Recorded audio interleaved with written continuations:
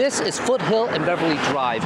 Vista recently approved a petition to install a four-way stop at this intersection after residents complained about the traffic safety in their neighborhood. In high school, Joe ran with sighted runners. Competing for the Paralympics was never the dream. In fact, Joe and his parents didn't even know about it. This is Penasquito Drive, and right here, close to Carmel Mountain Road, it is a four-lane street, but just up that way, maybe a few hundred yards, and it turns into a two-lane street. The high cost of gas prices is making it hard for some drivers to make ends meet. And in San Diego, prices have risen 10 days straight, and AAA says it's not stopping anytime soon. These penguins are the smallest in the world. They're native to Australia and New Zealand, and this is the only place you can see them on the West Coast. There are two prongs to the policy. The first is for the county's Chief Administrative Officer, Helen Robbins Myers, to get data from the Sheriff's Department and other law enforcement agencies on gun seizures in the county. These are guns taken from people who shouldn't have them. With Memorial Day being the unofficial start to summer and perfect San Diego weather, the beaches are, of course, packed.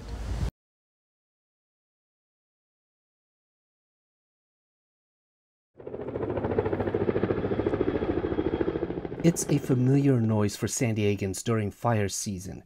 CAL FIRE helicopters flying overhead to help douse a fire. With much of California still under severe drought conditions, Governor Gavin Newsom declared this week to be Wildfire Preparedness Week. This is Otay Lakes. Right now it's very lush and scenic, but by this summer, all this greenery will turn into brown, dry brush. Perfect fuel for wildfires. Patrick Walker is with the union representing more than 800 CAL FIRE firefighters in San Diego County. He says with California wildfire season lasting longer and longer, it's taking a toll on his members. From behavioral health, marriages, family life, everything costs. I mean, it's 2022 and we're utilizing 1975 levels on our staffing. Right now, CAL FIRE operates with an average of 2.7 crew members per fire engine. A fully staffed engine needs at least 3 crew members. To keep engines fully staffed, CAL FIRE is mandating overtime.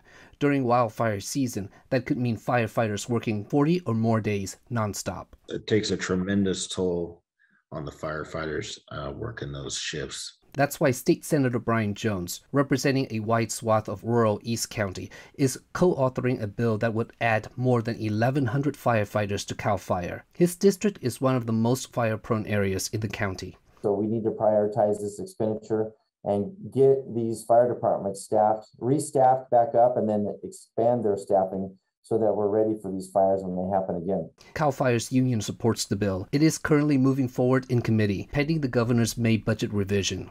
If passed, it will go into effect next year. Alexander Nguyen, KPBS News. It's definitely gotten more expensive. Phoenix resident Kim Mowbray is a regular traveler. She's in town for work. Mowbray's noticed her usual Uber trip from the airport to Coronado has doubled. It used to cost around $20. Now it's $40. Yeah, I think Uber has definitely become more expensive over the last couple of years. I don't know if it's gas prices or bait and switch. But it's not just customers feeling the pinch. Rideshare drivers say gas prices are affecting them too. Some are quitting altogether. Mowbray's Uber driver, Lavina, says there are fewer rideshare drivers now. She's still working because passengers still rely on the service, but it comes at a cost. I have to work more per tank, and it's not adding up as well as it used to. She says she has to work 10-hour days just to make as much as she used to. Both Lyft and Uber say they have added a surcharge to help drivers with gas costs. Lavina says the surcharge is only 50 cents per trip, not per mile, so it doesn't help that much. The high cost of gas prices is making it hard for some drivers to make ends meet.